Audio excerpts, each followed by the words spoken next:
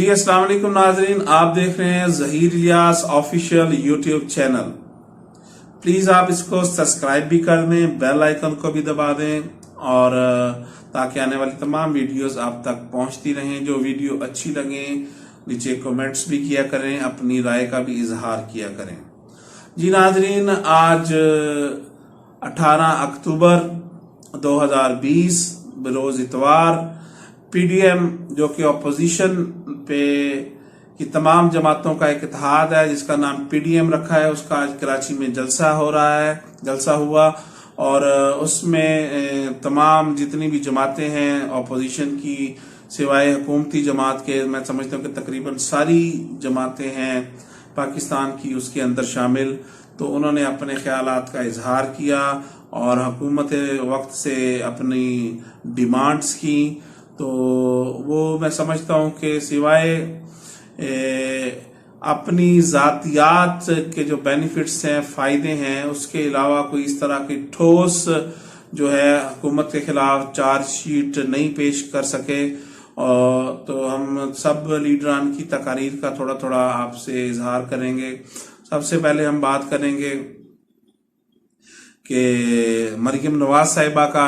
मरियम नवाज साहिबा ने वो जो प्राइम मिनिस्टर इमरान खान साहब ने उनको कहा कि जी वो नानी भी बन गई है मगर मेरे लिए वो बच्चे ही हैं, बिलावल को, और उनका तरफ उनका इशारा था। तो उसके हवाले से उन्होंने कहा जी मैं बहुत कुछ कह सकती हूँ मगर मेरा जो इखलाक का दामन नहीं छोड़ना चाहती। हमारी तरबियत ऐसे खानदान में हुई है कि जहाँ पे बेटी को बहुत इज्जत दी जाती है। तो मैं जब कमरे में जाती हूँ तो मियाँ नवाज शरीफ खड़े हो जाते हैं एहतराम के लिए। बेशक ये सुन्नत नबवी है, तो औरत को एहतराम इस्लाम ने ही दिया है। उससे पहले जो औरत का हाल था वो कोई नहीं था। मेरे नबी करीम सल्लल्लाहु अलैहि वसल्लम ने औरत का बहुत आला मकाम दिया। मगर उसके साथ साथ उन्होंने ये भी कहा कि मैं नवाज शरीफ की बेटी हूँ, मैं कुलसूम नवाज की बेटी हूँ। तो उन्होंने जो वो मियाँ प्राइम मिनिस्टर इमरान खान ने कहा था कि इनकी परवरिश का कसूर है, जो इनका लहजा है या इनकी सोच है या इनका नजरिया है, इनकी परवरिश के ऊपर है कि इनकी जो वालिदैन की कमाई है उनको खुद को पता नहीं है उनके वालिदैन को कि ये कमाई कहाँ से आई है। तो उस कमाई से इनकी परवरिश हुई है। तो ज़ाहिरी बात है इनकी जहनी कैफियत भी यही है, इनकी सोच भी ऐसी है और ऐसा ही इनका नजरिया और बयानिया है। ये प्राइम मिनिस्टर इमरान खान का कहना था। तो उसके हवाले से मरीम नवाज साहिबा ने कहा कि मैं एक ऐसे खानदान से ताल्लुक़ रखती हूँ जहाँ पे औरत को इज्जत दी जाती है। और उन्होंने बिलावल साहब को भी कहा कि हमारा बहन भाइयों का रिश्ता है, बड़ी बहन जैसी मुझे वो रिस्पेक्ट देते हैं। मगर आपको शायद याद नहीं है कि जो यानी कि आपकी वालिदा थी बिलावल भुट्टो साहब की, उनके बारे में मियाँ नवाज शरीफ हेलीकॉप्टर से उनकी बेहुदा पिक्चर्स उन्होंने फिकवाई। और जब आसफ अली जरदारी साहब बिलावल साहब के वालिद साहब अंदर थे तो बेनजीर साहब, बिलावल साहब जब आप छोटे थे तो आपको शायद भूल गया होगा मगर ये कौम नहीं भूली उस माजी को जब ये आपकी वालिदा को आपको लेके उंगली पकड़ के तो जेल में मुलाकातें करनी जाया करती थी, अकेली औरत। तो वो भी एक औरत थी। तो उस टाइम वजीर आजम मियाँ नवाज शरीफ थे। तो बहुत सी बातें हैं। और असम्बली के फ्लोर पे मियाँ नवाज शरीफ ने जो औरत को इज्जत दी उस टाइम की जो वजीर आजम थी, बाद में जो जब ये नवाज शरीफ साहब की दोबारा हुकूमत आई तो उनको वो पीली टैक्सी के, वो मैं ऐसे अल्फाज नहीं कहना चाहते, नाजेबा अल्फाज हैं जो हमें भी कहने में शर्म आ रही है, मगर आपके जो मुहज़्ज़िब वालिद साहब हैं मियाँ मोहम्मद नवाज शरीफ साहब, उन्होंने मोहतरमा बेनज़ीर भुट्टो को ये लक़ब दिया था पीली टैक्सी के हवाले से।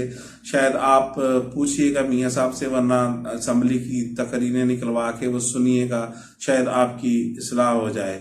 और आज आपको वो फौज के जवान भी शहीद याद आ गए, उनकी वर्दियों पे लगा हुआ खून भी नजर आ गया। तो ये उन्हीं नौजवानों की वजह से है कि आज आप उनके खिलाफ तकरीरें भी कर रही हैं, आज़ादी से घूम भी रही हैं, आप सेफ भी हैं, आपको सिक्योरिटी भी मिल रही है, तमाम मामलात हो रहे हैं। तो उन्हीं की वजह से, क्योंकि वो अगर वो बॉर्डर के ऊपर हर चीज पाकिस्तान में महफूज है तो आप इस मुल्क के अंदर महफूज हैं। ये आपको बात याद रखनी चाहिए। नहीं समझ लगे तो आप सफदर अवान साहब से पूछ लीजिएगा, वो पाकिस्तान आर्मी में कैप्टन रहे हैं।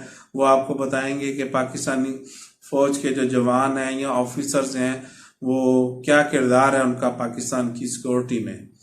तो उसके साथ साथ हम बात करेंगे बिलावल भुट्टो साहब की। तो बिलावल भुट्टो साहब, आपको हम बताते चलें कि आज आपको सैलाब ज़दगान याद आ गए और आप वफाक की तरफ देख रहे हैं। उधर से आप 18वीं तरमीम का नारा लगा रहे हैं, सारा फंड आप ले रहे हैं कि हम खुद लगाएंगे अपने हाथ से।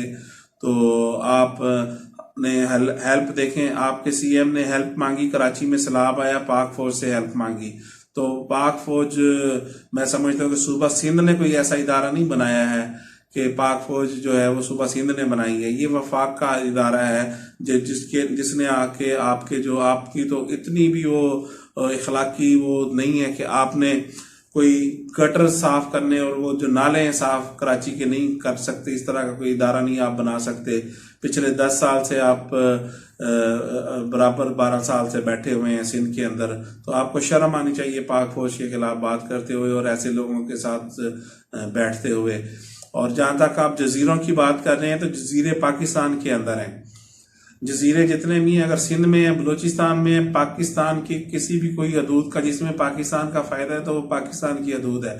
ये आप लसानियत से बाज रहें और सिंध कार्ड खेलने की कोशिश ना करें। लोगों के जो वो जहन है वो लोग समझदार हैं, बाशऊर हैं, आपकी बातों में नहीं आए। आप पहले सिंध के लोगों को पानी पीने का दें साफ, जो उनकी बुनियादी जरूरत है वो तो आप दे नहीं सके उनको 12 साल में। और उसके साथ साथ मैं आपको बताता चलूं जी कि यू टर्न लिया गया 1100 अरब का। तो 1100 अरब जो 1000 अरब रुपया दिया गया है तो वो नेशनल कमांड एंड कंट्रोल के इख्तियार में दिया गया है, जिसके वो हेड बनाया गया है मुराद अली शाह साहब को। तो वो जो पैसा कराची को दिया गया है वो आप सिर्फ ये कहते हैं कि हमें पैसे दे दें और हमसे पूछा ना जाए कि पैसे लग किधर रहे हैं। पहले आप 12 साल का हिसाब देना, जितना पैसा आपने फंड्स लिए आप रिकॉर्ड दें उसका कि आपने किधर पैसा लगाया है। पिछले 12 साल का आपके पास में, मुझे जहां तक है पता कि आपके पास नहीं रिकॉर्ड होगा। तो फाइलों के पेट आप लोगों ने भरे हुए हैं। तो अभी भी ये 1000 अरब आप चाहते हैं कि आपको दे दिया जाए और आपसे पूछा ना जाए, तो इस तरह अब नहीं होगा। इंशाल्लाह रियासत ने फैसला कर लिया है, वो 1000 अरब कराची में लगेगा, मगर वो उसका चेक एंड बैलेंस होगा, उसका हिसाब होगा। हर कोई उसका आम शहरी का वो टैक्स का पैसा है, जहां वो शहरी चाहेंगे वो लगेंगे और शहरी पूछ भी सकते हैं कि इसका इस्तेमाल किधर हुआ। और आखिर में हम बात करेंगे, मैं समझता हूँ कि मजलूम आदमी है, कुर्बानी के बकरे हैं, मौलाना फजल रहमान साहब वो फिर बन रहे हैं। तो वो कहते हैं कि जी हम अब मुस्तकबिल में कोई मुफाहमत नहीं करेंगे, कोई हम समझौता नहीं करेंगे। इसका मतलब है कि आप पहले समझौते करते रहे हैं, आप इस चीज का इतराफ कर रहे हैं कि जी आप समझौते करते रहे हैं और वो आप करते रहे हैं असम्बली को, जी हम नहीं इसको मानते। आपका बेटा बैठा हुआ है इस असम्बली में, आप उसको देंगे रिजाइन दे दें। आपने इसमें सदर पाकिस्तान का इलेक्शन लड़ा इस असम्बली में, तो आपको शर्म आनी चाहिए। आप ऐसी असम्बली में बात कर रहे हैं कि जहां पे अगर आपका फायदा हो तो सब अच्छा है, आपको कुछ नहीं मिल रहा, आपको अवाम ने रिजेक्ट कर दिया, तो वहां पे आइन को भी खतरा हो गया, वहां पे हर चीज को खतरा हो गया। ठीक है ना जी। तो ये वही आपका वो भतीजा है और आपकी बहन है जिसके बारे में आप कहते रहे कि जी औरत की हुकूमत नहीं है इस्लाम में, तो ये हो जाएगा वो हो जाएगा, फतवे देते रहे आप इसी बेनजीर भुट्टो के खिलाफ, इसी पीपल्स पार्टी के खिलाफ। और आज आपको इनकी बड़ी याद सता रही है और आपको मोहब्बत लग रही है। अवाम अब पाकिस्तान की इतनी बेवकूफ नहीं है, अवाम में इतना शऊर है कि कौन गलत है कौन सही है। अवाम बेहतर फैसला करेंगे और आप देखेंगे आपको अवाम ने रिजेक्ट कर दिया है। तो 22 करोड़ अवाम जो है पाकिस्तान की वो पाक फौज के शाना बशाना है, पाकिस्तान के साथ खड़ी है और इंशाअल्लाह पाकिस्तान का मोराल इसी तरह पाक फौज का बुलंद रहेगा और इसी तरह वो अपना पाकिस्तान के दिफा का काम करती रहेगी। आइन और कानून के मुताबिक जहां हुकूमत पाकिस्तान को पाक फौज की जरूरत पड़ेगी, पाक फौज अपना किरदार अदा करेगी। पाक फौज जिंदाबाद, पाकिस्तान जिंदाबाद।